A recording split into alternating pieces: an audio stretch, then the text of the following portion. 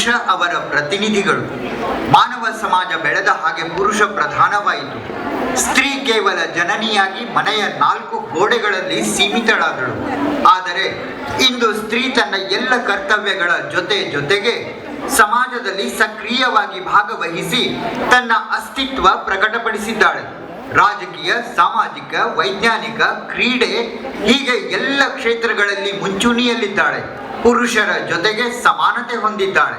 ಇಂತಹ ಪ್ರಬುದ್ಧ ಸಮಾಜದಲ್ಲಿ ಹೆಣ್ಣು ಮಗುವಿಗೆ ಜನ್ಮ ನೀಡಲು ತಾಯಂದಿರು ಹರ್ಷ ಪಡುತ್ತಿದ್ದಾರೆ.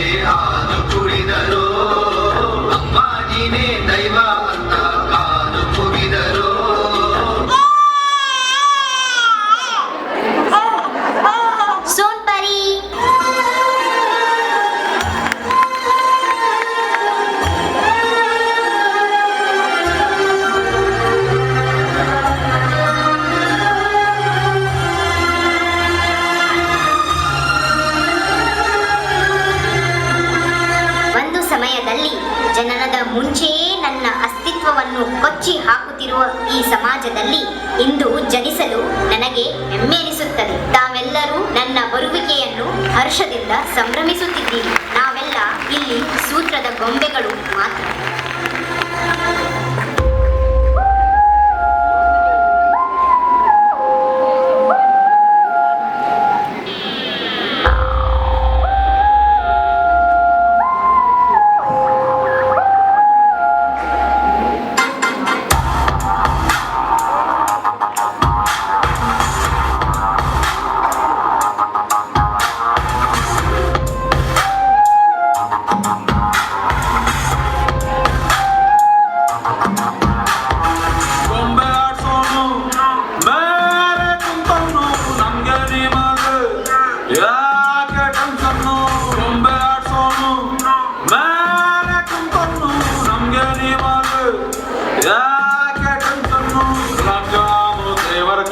ನಾವೇನ್ ಮಾಡೋಣ, ಎಲ್ಲಾರು ಮುಖ ಮುಚ್ಕೊಂಡು ಡ್ರಾಮಾ ಆಡೋಣ. ಗೊಂಬೆಗಾಡ್ಸೋನು ಬೇರೆ ಕುಂತವನು ನಮ್ಗೆ ನಿಮಗ ಯಾಕೆ ಟೆನ್ಷನ್ನು.